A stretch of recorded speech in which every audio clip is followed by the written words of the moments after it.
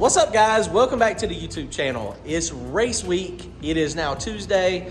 Mike overnighted a bunch of parts, so we're going to be working on his transmission, trying to get it together. I did not realize yesterday when I was over here that he is also planning to go to JJ the Boss's race. So he's like, I got my parts coming. We're going to build his transmission. I was like, let's do it. Let me show you what we got going on.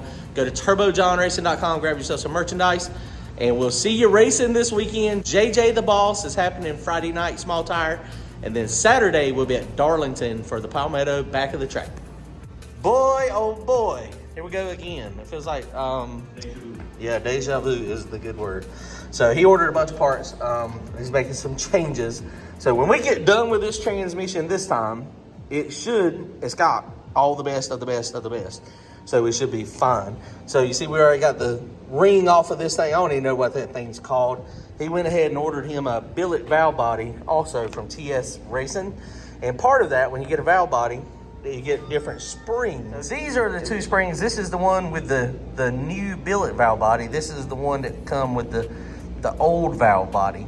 And those may be stock. So you can see this one on the left with the billet one is a lot thicker. It's a little bit taller, but it's got a lot more spring pressure. So that's going to make this thing really release very hard. So he's got everything cleaned up over here and ready to go. He's got him a new torque converter. This torque converter is Atlantic Coast Converters. They're out of Conway. Do a lot of stuff with them. They're awesome. He also went ahead and got a ringless input shaft. So you can see this one is not burn up, but it's ringless, and the ringless portion is right here. So that is what makes the difference.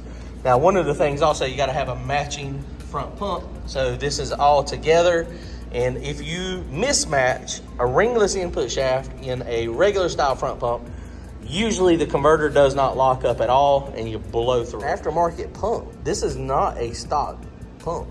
So it probably has high flow gears and stuff in it. We're not gonna mess with it. It also has a roller thrust bearing. And I did look at it from the other side. The stator tube is welded in, it looks like, when you look at it down through there, or it's staked in. It's kind of hard to see. You can't really see it. It's got some spot welds in it to hold it in place. So it's welded. Yeah, it's welded up around it.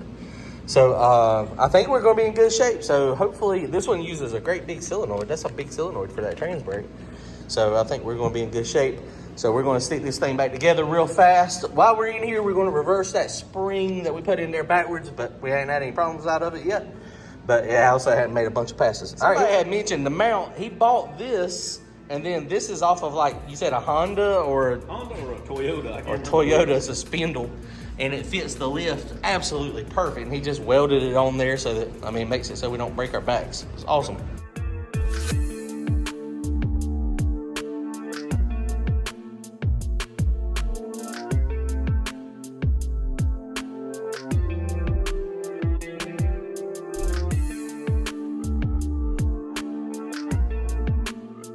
All right, so two things had transpired. The first thing is those big springs that they sent us, we could not get them to go on. So we had to revert back to the small ones.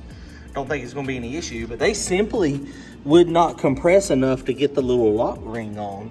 So I don't know if we're kind of thinking maybe they machine the piston or something. I don't know. We got this spring on properly. So notice that the big part basically goes in the case and the little part goes in the valve. I mean, it still works. It works the same as it did last time. It feels like it's got the same amount of tension on it, or it's just the same spring. It's just kind of reversed a little bit. So we got that fixed. So now we're going to continue putting it together.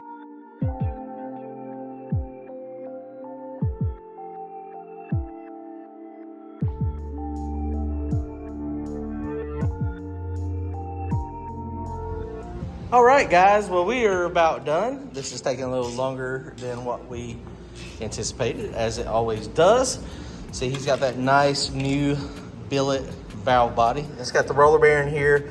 This thing, when you're trying to check thrust, it's tight. I know they say 10 to 12 thousandths, but it's really hard to feel it. We can feel it moving the valve body off. You can see it spins it pretty easy.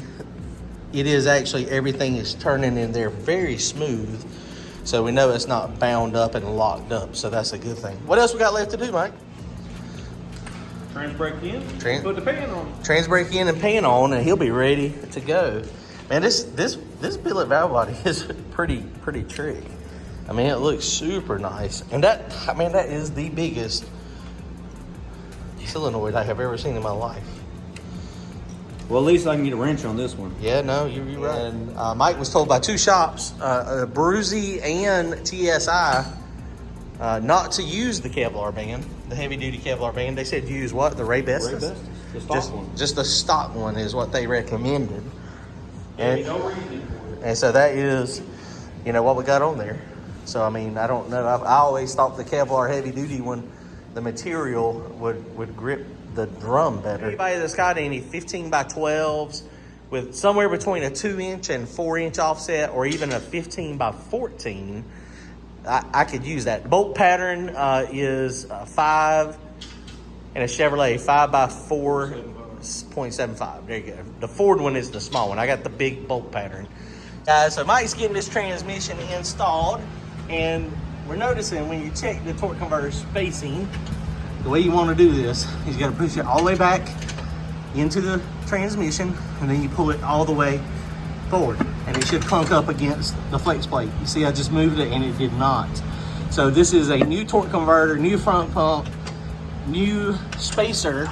So we're gonna have to shave a little bit off of about 200 thousandths in between the converter and the flex plate, but it doesn't go all the way through, so it doesn't bottom out. So when you do that math, it doesn't have enough clearance.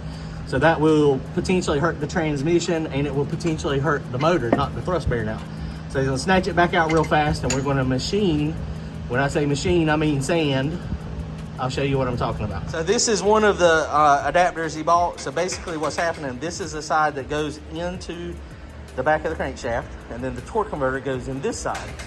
So one of two things is happening. It is either bottoming out in the bottom of this spacer, or this spacer is hitting the actual torque converter, like the inside. That's what's happening. So we're going to machine about 175 thousandths off of this to make it so that it goes all the way up in there. Now, if it's bottoming out, if the torque converter is actually bottoming out down in here, then we have to actually machine the snout of the torque converter. I see his special mount that he made too, to keep it so that it doesn't slide backwards. It just makes it captive. So that's pretty cool. Where I thought it was bottoming out was on this face, it is not bottoming out on that face. It is bottoming out down in here.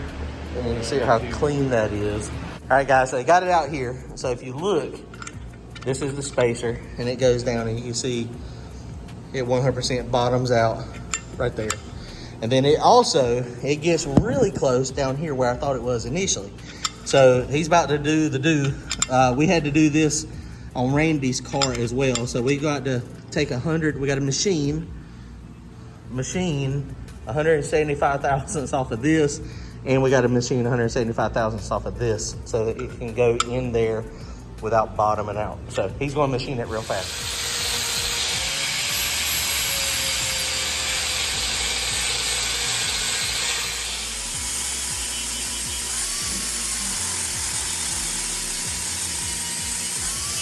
All right, guys, 30 minutes later, it's almost flat and about 125 thousandths down. So once he does that, then we'll just have to machine. All right, guys, well, we got this thing done. Mike knocked it off. You can see that's substantially flatter.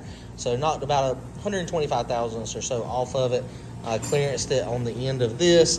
And so now it bottoms out there. You see we've got clearance. It's not bottoming out there on the inside on the hub. And so it will bottom out there. But it's not going to bottom out anywhere, because when we pull this thing out, it's going to actually have space, and that's what we got to have it to do. Okay, we're going to put this thing back together real fast, and it should be good, and that's going to wrap it up. Appreciate it, guys. Come see us this weekend in Fayetteville, Friday night, and Darlington on Saturday. Later, guys.